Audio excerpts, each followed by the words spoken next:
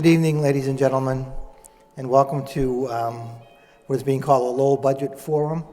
And we have a presentation this evening by Michael J. Woodmere, who's president of the Massachusetts Taxpayers Foundation.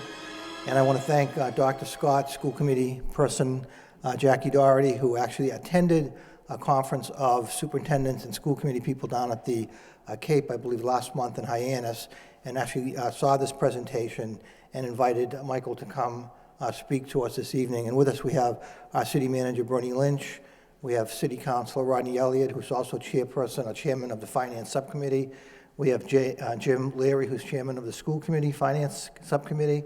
We have school committee person Allison Laraba, assistant superintendent Jay Lang, assistant superintendent Jean Franco, assistant superintendent Ann Murphy, and our invited guests. We also have Paul Georges, president of the United Teachers of Lowell.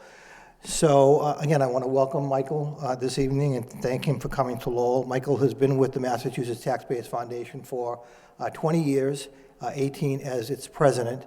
And as most of us know, Massachusetts Taxpayers Foundation is really a premier organization in the Commonwealth dealing with public policy issues, finance issues, and any type of research paper that comes out of the Massachusetts Taxpayers Foundation is very credible. So I'm very excited to listen to Michael's presentation this evening. And again, I want to thank Superintendent Scott and school committee woman Jackie Doherty for suggesting the idea, and the city manager and his team for being here as well. Tom Moses, the CFO, is here on behalf of the city. And without further ado, Ms. Doherty is coming into the room now. Thank you. And City Council Bud Caulfield as well will be joining us. So with that said, I'll turn it over to Michael.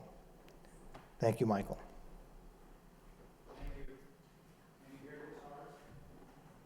It's my pleasure to be here. Thank you to the mayor, superintendent of schools, for inviting me to be with you tonight.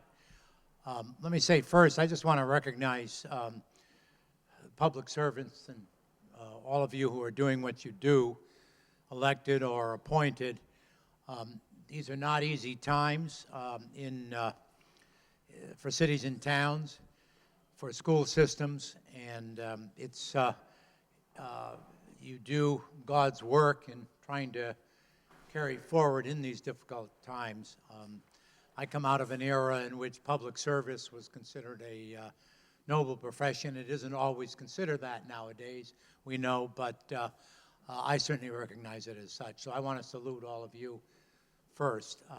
And the news I present won't be all that positive or easy, but you already know that. So I've got a number of overheads, more than I want to spend a lot of time on, but I wanted to do that. It'll be on the website tomorrow, Bernie said, so that you can look at them in more detail.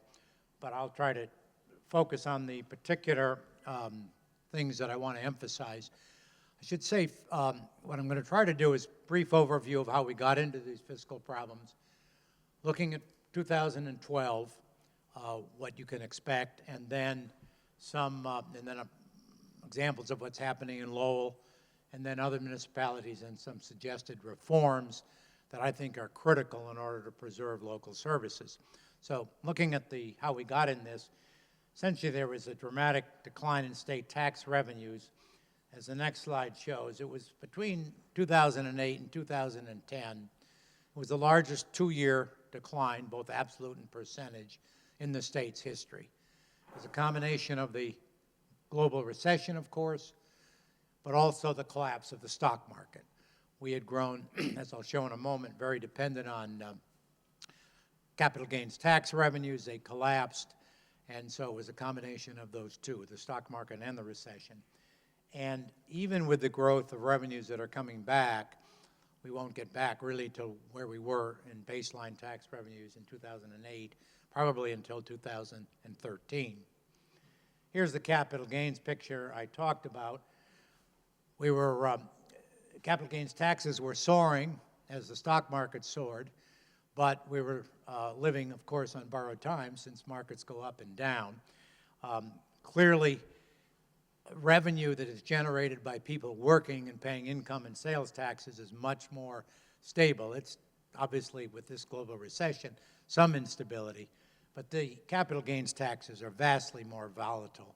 So we saw a drop from 2.1 billion to 500 million in 1 year, and that accounts for about half of our problem. Now, the legislature and the governor have made one important reform that will have long-term consequences for state finances, for cities and towns. And that is they've put a cap of $1 billion on the amount of capital gains that can go in the operating budget.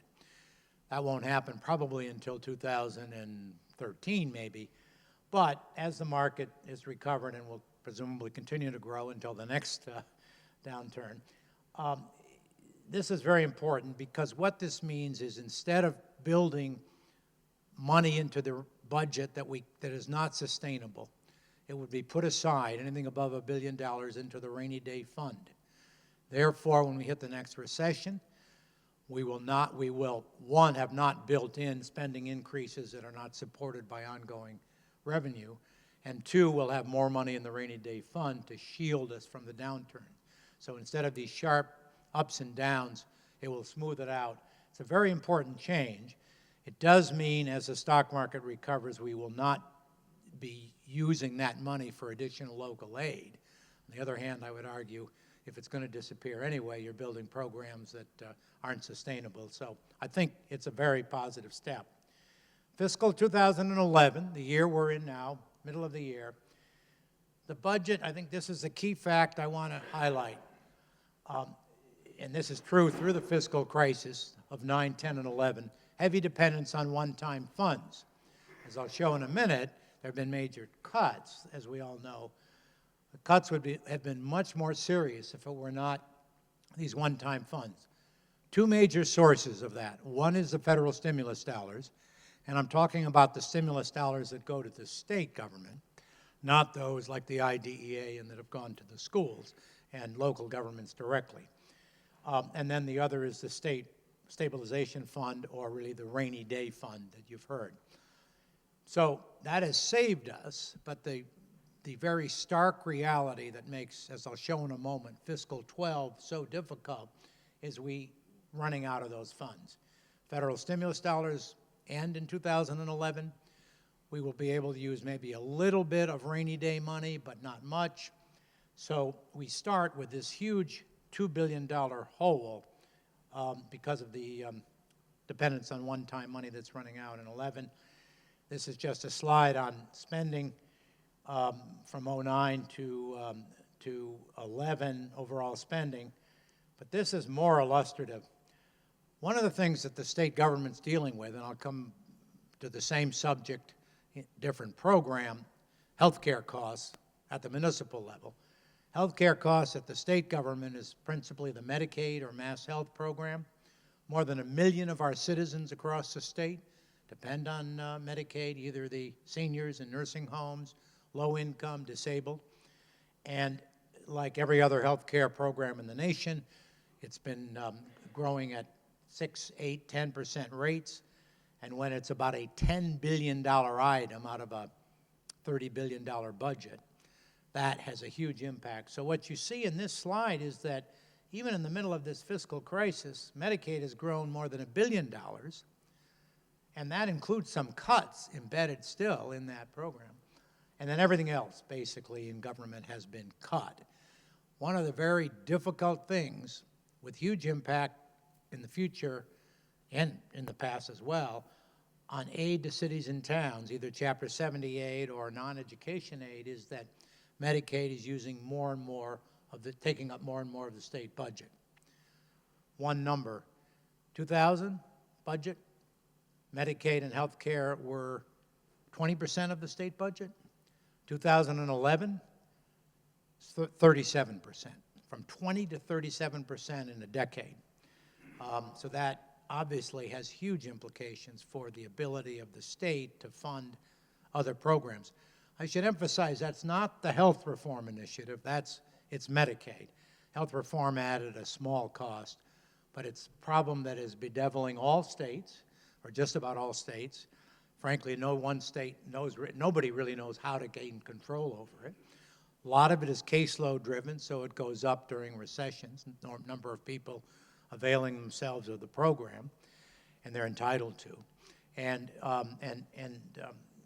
So it's taking, across the country, it's a huge issue for states in terms of how to control that, because it's taking more and more of the state budget. And so you can see the bottom of this is the cuts across government that took place over the last 2 years. Local aid cuts, principally non-education aid, but even level funding Chapter 70, or coming close to it, means we're losing ground. Local schools are losing ground because of costs, of course, are not level. So the costs are growing, lots of non-controllable costs, like special ed and health care and so forth. Health care I'll come back to. So even though that there has been a priority for Chapter 70 at the state level, the consequences have still been very dire for cities and towns. Now, and this is the stabilization or rainy day balance at the end of this year, about $650 million. We need at the state level to retain maybe $400 to $500 million as a minimum to protect the state's credit rating, and then for some real emergency that comes along. So what that means is we might have $200 million to use in 2012, but not much more. We can't drain, and nobody intends to drain, the rainy day fund. So fiscal 12, which is the issue that in front of us for all cities and towns, school systems, this essentially is our best case at this moment in time of the budget shortfall facing the state in 2012. And what I want to emphasize first is that the problem is we have the one-time money that won't be available in 12 that we had in 11. And then there is some obligatory spending, Medicaid, pensions, and debt service. And then we assume pretty robust economic growth, 1.3 billion. So that's a pretty strong recovery, maybe stronger than in fact will take place. And then loss of the alcohol sales tax revenues because of the vote on question 1, and then $200 million from the stabilization fund, which would create a budget deficit of about $1.6 billion for fiscal 12. And since there doesn't seem to be any discussion about increasing any broad-based taxes as part of the solution for the fiscal 12 budget, most of that $1.6 billion is going to mean budget cuts. So I don't see how we can escape significant cuts in local aid, public education, human service, higher education, human services, and so forth in 2012. Administration is working on some reforms and other things, maybe even a few gimmicks, we'll see, to try to bring that $1.6 billion down to $1 billion or $800 million so they can lessen the severity of the cuts. Their analysis, by the way, and the legislative analysis is consistent with these numbers. There is no real disagreement about the size of the problem facing the state next fiscal year. And this summarizes what I've just said. I'll just add one point, namely cuts in 12 come after 3 years of cuts. So you're talking about cumulative cuts. And Medicaid costs I've already referred to. When you look at the scale of this fiscal crisis from 9 through 12, it's the worst, most severe fiscal crisis the state's ever had to deal with. I've been around long enough now to have been part of, I think, 5 of them. They all have a numbing similarity, and they're not easy to deal with because a lot of the costs are fixed costs. But in any case, this is the most severe. The thing that has really saved us has been the federal stimulus and rainy day dollars. The cuts would have been dramatically more severe without that, but now, as I say, we're running out of that. So let me just show a few slides from Lowell, and then I'll talk about municipalities generally.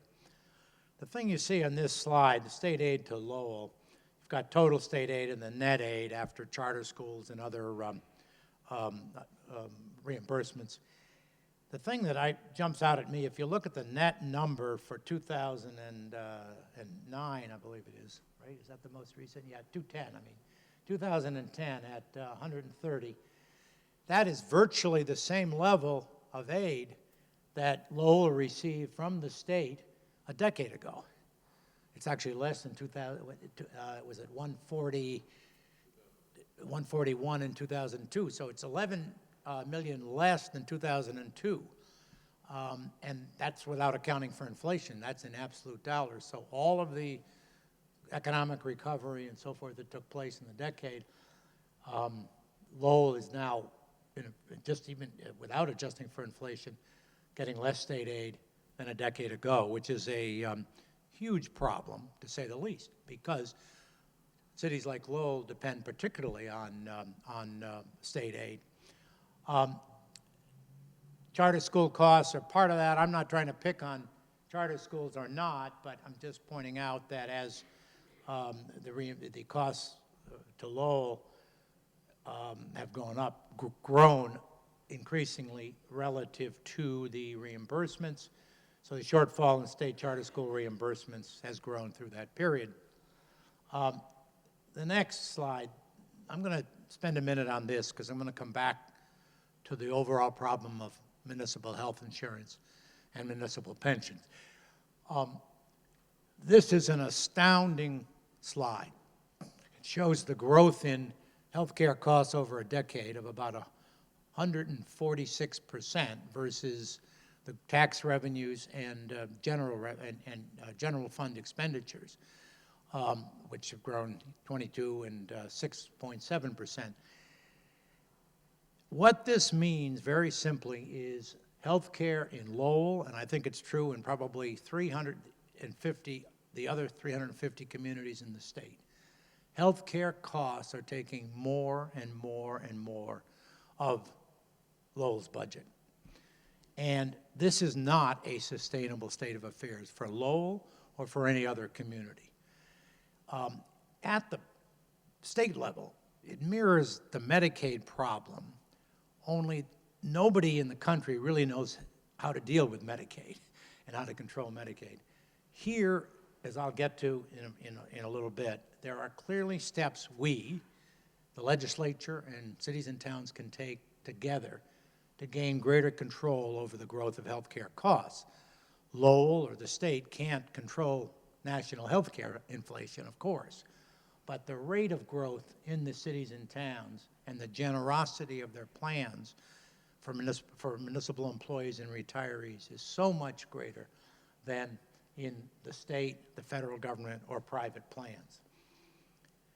So on top of that, the growth of the last decade, or really the illustration of the problem, or further elaboration of the problem.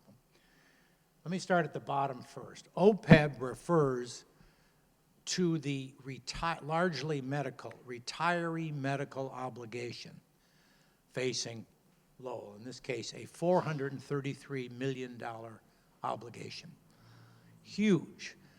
We have a system in place across the state, across the country, where we do what's called pay-as-you-go, so you pay that year's health care costs. But we're not, neither Lowell nor almost any other community, is trying to retire or meet or pay for the unfunded liability that will be hitting Lowell over the next decades and hitting every other community. These obligations are huge, and they need to be addressed. Clearly, Lowell can't fund them at this time, nor can most other cities and towns.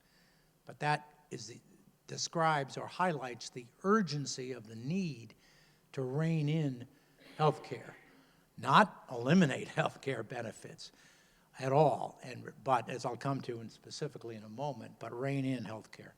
Pensions is a separate problem, but related. The $190 million unfunded liability, 56.7% funded. That's much too low from where it should be, given the exposure. The reality of all of this, for Lowell and for virtually every other city and town, simply put, this is the most important thing that I want to say, simply put, we cannot afford to continue to pay this level of benefits, health care and pensions, for employees and retirees in Lowell or in the other 350 cities and towns without sacrificing our local schools, public safety, libraries, public works, all the services that people expect from their local community, basic services. It's a so-called zero-sum game. A dollar can only be spent once. So you in Lowell and we in the Commonwealth and the legislature have to attack this problem. Now let me then turn to that issue of municipal reforms. There'll be a few slides which elaborate on the problem. I mean, essentially, as I say here, year after year, the costs of local government are growing faster than revenues. That's before the revenues collapse. That's the annual. And so controlling the growth, the bottom bullet is the key. Controlling the growth of health care and pension costs, most important step municipalities can take to address this long-term problem. Put another way, if we don't address it, we simply cannot have a school system or public safety system that we can look ourselves in the mirror and say, yes, we're providing schools and public safety for our citizens. We cannot do it unless we attack this problem. So this slide just summarizes and be on the site some of the problems that I've already highlighted in terms of municipal revenues being squeezed, the increasing dependence on the property tax. We're putting out our municipal financial data booklet next week, and it'll have all of this information in it. And then healthcare, the problem, and that summarizes the issue that I've talked about. And then the recommendations. There are a series of recommendations. Now, these are not, I should say right away, politically easy, of course. However, these are reasonable recommendations, and the problem I've identified about health care and pensions, while not eliminated, can be seriously addressed if there's a political will. And there has to be a political will if we're going to be able to provide the services that citizens expect us to provide. The first recommendation, give local officials the same authority over health plan design, by that I mean co-pays and deductibles and so forth. Give local officials the same powers to control health plan costs that the state has. At the state level, for state employees and retirees, there's a group insurance commission, and they handle the plan design for all employees and retirees. They don't have to go through collective bargaining. Here, Lowell or any other community, is an elaborate collective bargaining process in order to try to get even a change, the most modest of all changes. Municipal plans are exceedingly generous in most communities and much more generous than the state public employee plans, than the federal and public employee plans, and then private plans. We're going to be doing another study which lays out a comparison of all of that in the next couple of months. I talk about some of the municipal plans, the last bastion of the $5 copay, and I think that's true in many communities. So that number one recommendation, the legislature has to approve it and the governor sign it. You can put into that legislation, and the proposals that have been considered, rejected so far, would protect plans by saying that municipal plans have to be at least on a par with state health care plans, the plans provided by the Group Insurance Commission, the so-called GIC. So the notion that this somehow means you're going to eliminate good plans is just false. You put into the legislation that protection. So that will also, by the way, help employees and retirees. If premiums are not going, they're sharing in the premiums, and so they'll get some benefit. Yes, there would be some cost shifting, but at the same time, they get some benefit because the premium growth would be less year to year. Most important, it would save jobs. That's what this is about. There are going to be job cuts continue to be job cuts across the Commonwealth, cities and towns, for teachers and police and fire. The question is, how many, how bad? This change will save hundreds, maybe thousands of jobs across this state. It's saving jobs of people who are valuable in the schools or on the streets or wherever in local communities like Lowell. Secondly, requiring that all local retirees enroll in Medicare as their primary health insurance. Lowell has done that for future retirees, but there's still a large body of retirees here who are not using Medicare as their first health insurance plan there. And what we're suggesting is that this be a requirement of all retirees who are eligible. That requirement exists at the state level. So any state employee who reaches 65, eligible for Medicare, he or she has to enroll in Medicare as the principal source of coverage, and then there's a wraparound coverage that the state provides, just as a local community can provide. So we're saying, again, if the state's required to do that, municipalities should as well. And that, frankly, takes it out of the political arena a lot for the local cities and towns and assists them in doing it. So that's a second proposal. A third is the fact that the way present law, under present law, an employee who works 10 years and vests in the pension plan, he or she then has the full lifetime medical as if he or she worked for 30 years or 35 years. Obviously, the pension is adjusted to years of service because that's the part of the factor that determines the benefit. In healthcare, we're saying, wait a minute, somebody works as few as 10 years and they get a lifetime benefit equal to somebody who works 30 years? That's not fair, so we're saying do something proportional, similar to what we do in pensions, essentially, which is you get a much bigger benefit if you work 30 years than if you work 10. And then as well, the issue of part-time employees. Right now, working roughly half-time, they get the full-time benefits, and we're saying that standard should be raised to maybe 1,400 hours a year.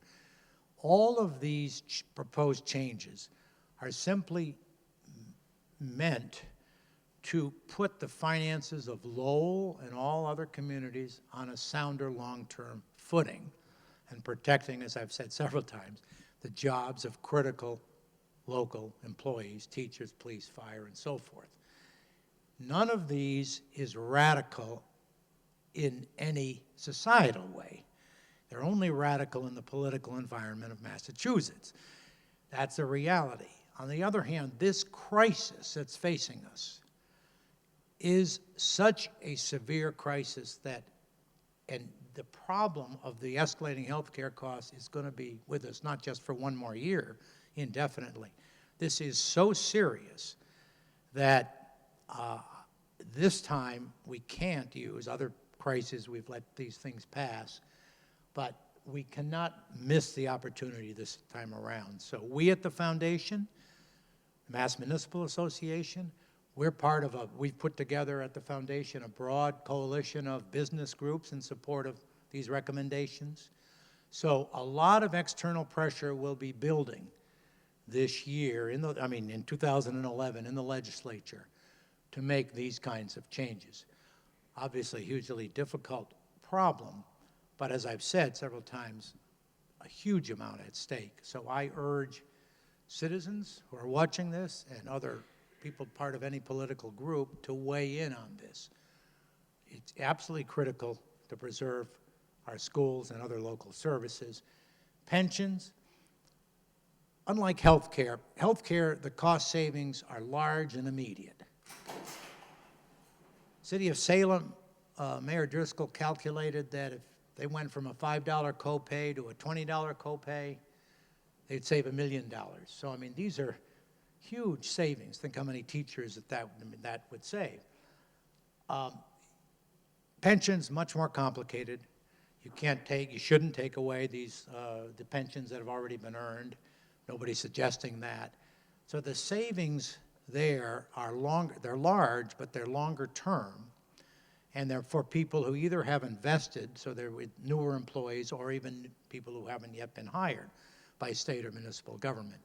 Nonetheless, we do need to address the pension system as well, because it's part of the it's part of the benefit costs that are that are undercutting our ability to provide local services. The collapse of the stock market 2 years ago has exposed our obligations and the unfunded liabilities on the pension front. And even though we've extended the payment period, it doesn't change the reality that because of the market decline, our unfunded liabilities have escalated in every city and town in the state. And so pensions need to be addressed as well. In conclusion, I guess I would just say that part of what's happening, I think, if one looks at beyond fiscal 2012 and one looks at the last 50 years of government, federal, state, municipal government, and then looking forward, is the combination of, in a way, the end of the American economic monopoly in the globe, which, I mean, when I was growing up, essentially, America had no competition across the globe, and that we were creating incredible wealth in the process. That allowed us to increasingly fund government programs, mostly very important programs.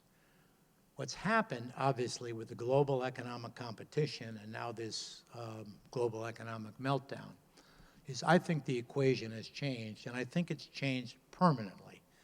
So what people imagine, because this has happened in the past fiscal crises, is we come through this fiscal crisis, the economy will rebound, and we'll return to normal, and increasing local aid, increasing support for this program and that. And then before the next recession, we will be above where we were maybe before the previous recession. And that's sort of the expectation. It's sort of almost an unwritten rule. The whole benefit structure that I've described, and I'm not trying to pick on the unions or the benefit structure per se, but that has been possible because of the growth in wealth in this country. Now we're seeing what's happening in the private sector where these defined benefit pension plans have largely disappeared, retiree health care coverage has largely disappeared, and the employee health care coverage much less generous than it once was. And that's a reflection of the global competition. It's, in my mind, impossible to imagine that we can have two separate benefit structures indefinitely, one in the private sector and one just in the public sector, in particular for municipal governments. And I think the public won't tolerate that in terms of the taxes required.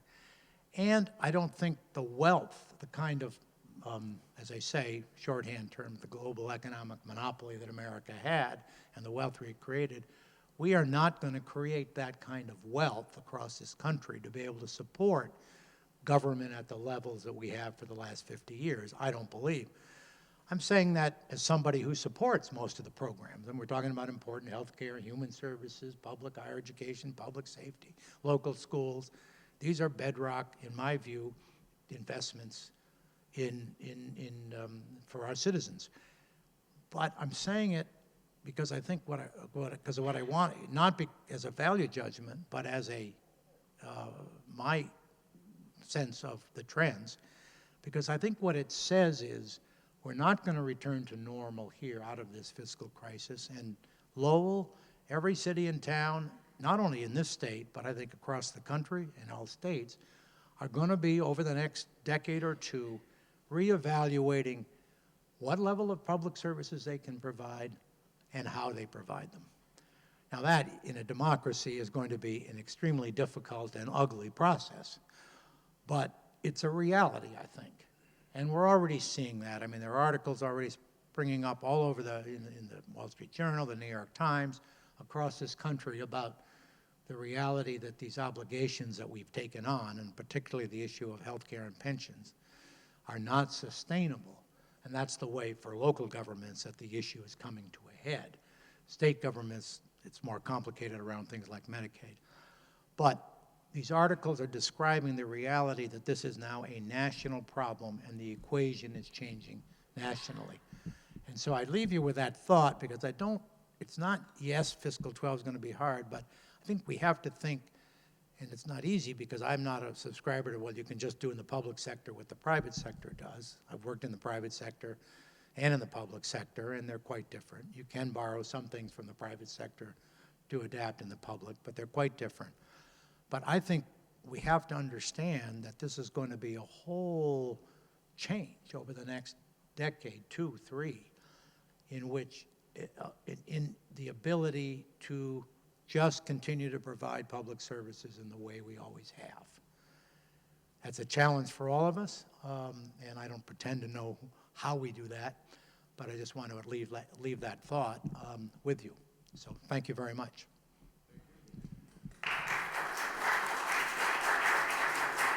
Sure. Happy to answer any questions or elaborate or whatever. If anybody has it, if I haven't totally depressed everybody. If I could just ask one question having to do with the slide you had up about the retirement age being increased from 55 to 62. It's my understanding on the public safety side, I could be wrong, but that the retirement age is actually 50. 50. Does that figure into the... We were just showing in the slide on pensions for the so-called Group 1 employees, which is the vast majority of employees who aren't police or in hazardous occupations. They can retire now at 55. And what's interesting, in Social Security, if you retire early, I think it's 62, I believe, the discount factor for that is roughly equal to what it should be. In other words, the actuarial adjustment is one so that you, in the end, you take a certain life expectancy, you would get the same amount of money. And so there's no incentive, pro or con, to retire early. It's a choice. Here, built into our pension system, we actually have smaller discount factors. So you actually, it's in your interest as a public employee to retire at 55 and to begin to collect, because you're actually going to get more money over your lifetime. So that certainly has some implications for asking people who are still in the prime of their work leaving. So one of the proposals is to eliminate those discounts and then match kind of Social Security. But also as part of that, for example, say you can't retire before 62, similar to Social Security. But we haven't looked at the issue of state police. They retire at 50, and I mean, there are many fewer of them. One of the factors, however, that this question raises, the mayor has raised, is that the Group 1 employees, the contributions that they make and have made for years, comes a lot closer to paying their full pension benefit than the state police and the other groups, the hazardous occupations. And that's a reality. One of the reasons that we have such a severe pension underfunding problem is that historically, the employees were not asked to pay much, and the employer, cities and towns in the state, didn't put much in. So we dug a big hole for ourselves when the economy was, over that period, was much better. So we didn't take advantage of that, and we essentially pushed the problem into the future. So now employer and employee are both paying a lot more, but the Group 1 employees are in essence subsidizing the state police. Okay, thank you. Yes? Thank you for being here this evening. It's very informative, and I know all my colleagues in government appreciate it as well, and the viewing audience at home. Urban cities like Lowell, New Bedford, Fall River, Holyoke, Lawrence, etc., Brockton, they rely heavily on local aid. And with the $1.6 billion deficit that the state's facing, cuts will be made, and cuts will be made in local aid, and those cities who receive almost 50% of their budget from local aid, those are the cities that are going to feel that cut even more. And we just have to change our way of doing business, and we have to just tighten our belt and address some of these issues that are before us.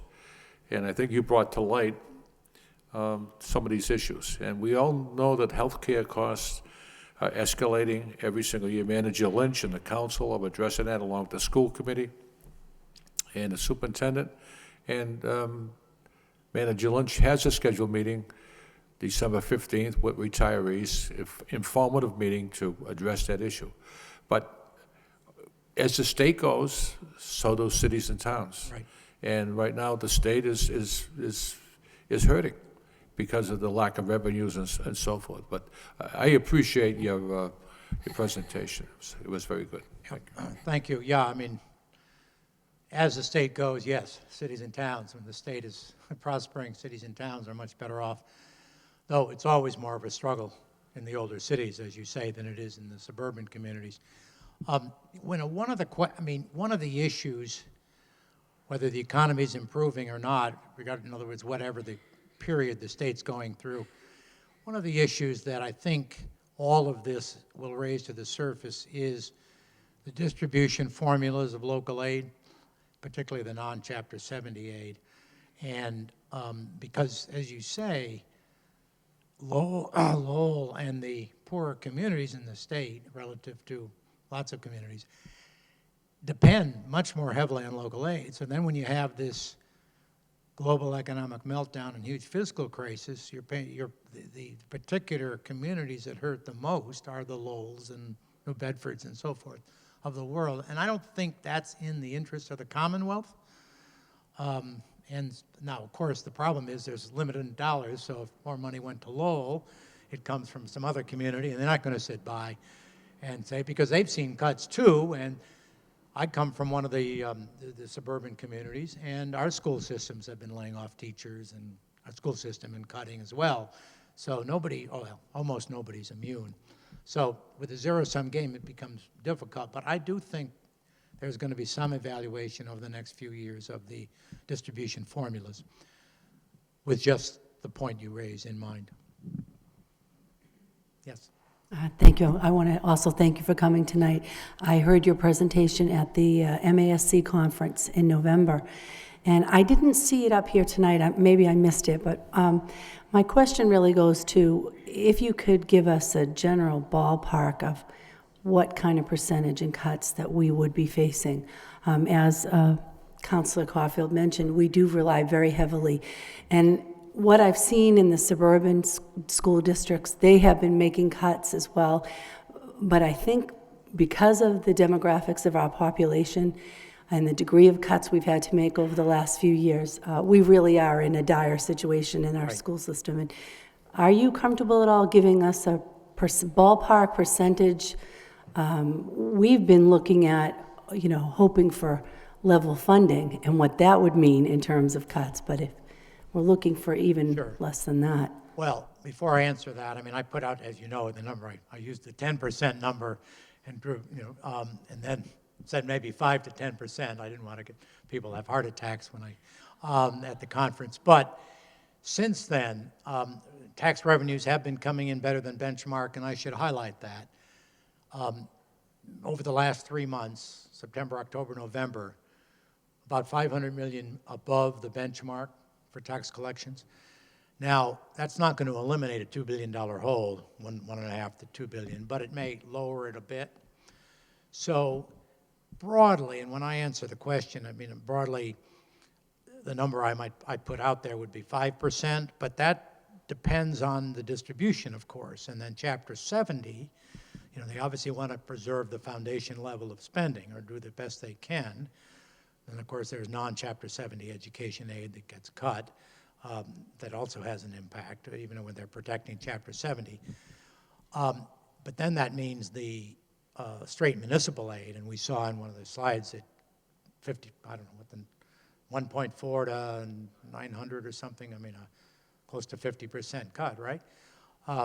So when I use the 5% figure, I'm sort of looking at the ballpark, the 4 to 5 billion number, and saying, well, maybe there'll be 5%. I'm hoping it won't. I don't think it'll be, at this moment in time, I don't think it'll be worse than that. Maybe it'll be less. I think the administration is doing everything they can to minimize the cut in local aid. But then the question, how is it distributed? And so who gets hit? There's going to be a study, separate question, but did I answer that question at least? Okay. 5%, I think we're in better shape than when I answered that before. And it may be less than that. There's tomorrow morning, I'm on a panel at a Boston Foundation and MBAE, the Mass Business Alliance for Education, have done a study, which they're going to put out tomorrow. and it may actually be in the Globe tomorrow morning if they've released it. And essentially, it looks at the foundation budget, and in its inception and its creation, and particularly the areas around teachers, number of teachers, salaries, professional development, textbooks, and so forth, which were all part of how you calculate the foundation budget. There are a number of conclusions, but the number one conclusion is more and more of the money for the foundation budget has gone to health care and cannibalized all of the education money, if you will, which is teachers in classroom, textbooks, professional development, all the things that you live or die for. And so it's going to document in a dramatic way the fact that healthcare is essentially making I wouldn't say it that strong, is cannibalizing the foundation budget.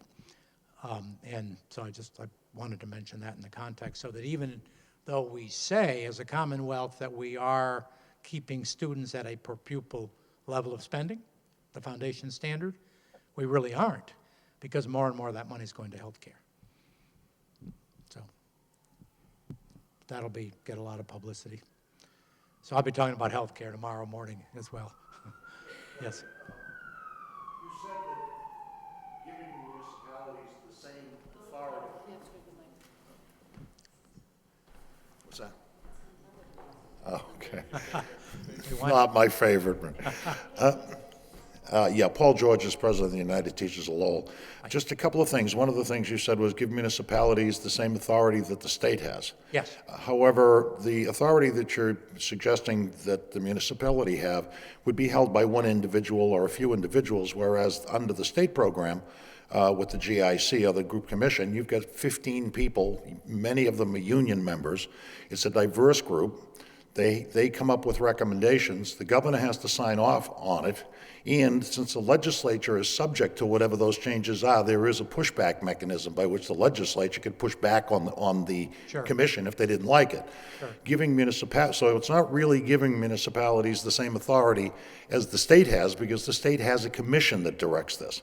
The second thing is, in state employees who are under the GIC, Right. and they've never negotiated those, you mentioned that earlier. In a sense, it's part and parcel of the package they get. Whereas with municipal workers, very often they've fought to the best of their ability to maintain good health insurance at the expense of salary increases or other benefits that might have been out there. I mean, if I were looking for a solution on this, I'd say single-payer health insurance would have been the solution to save every city and town in the state by shifting that cost over to the federal government, in which case we all would be sitting here and saying, geez, we're really in good fiscal, but that's a federal program. That's not what Sure, we can do.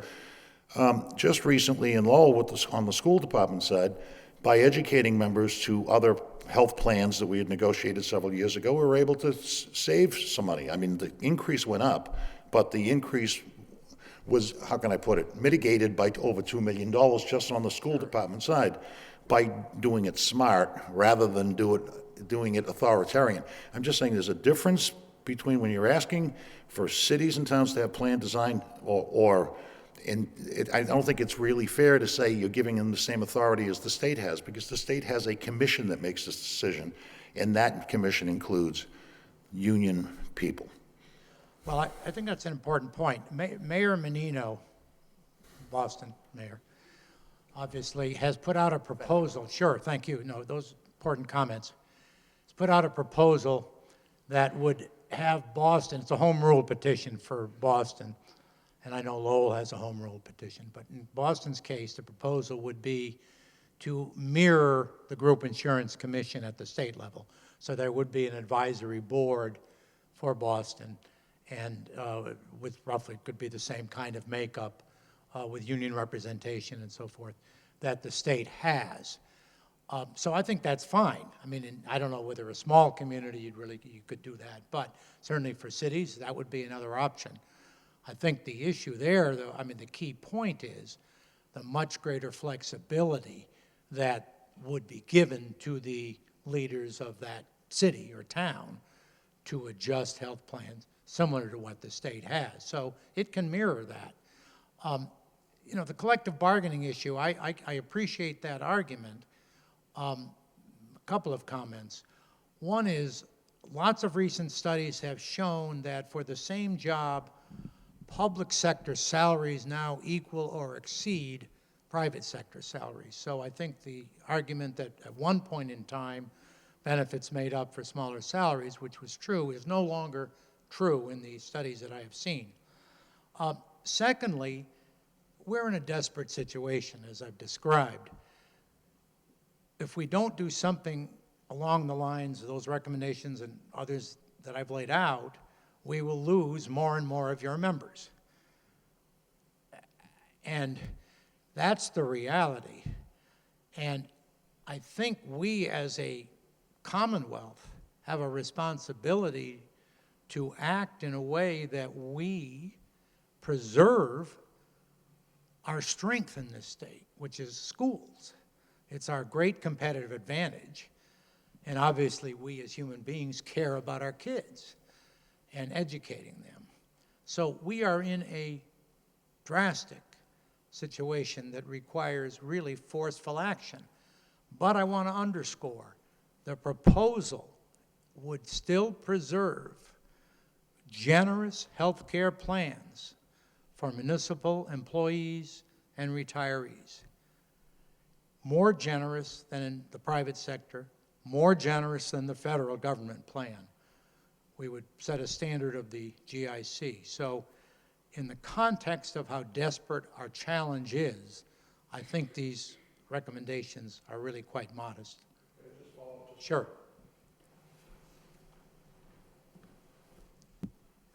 And I don't want to belabor the collective bargaining piece on this, but I would just sort of, if we're all in it together and we're trying to, you know, is one thing, I guess the way I look at it is, it's one thing to ask to help out, to be asked to help out, but to be asked to help out at the same time that you feel as though you're being attacked and something's being taken from you, doesn't set the climate where you can work collaboratively in the best way.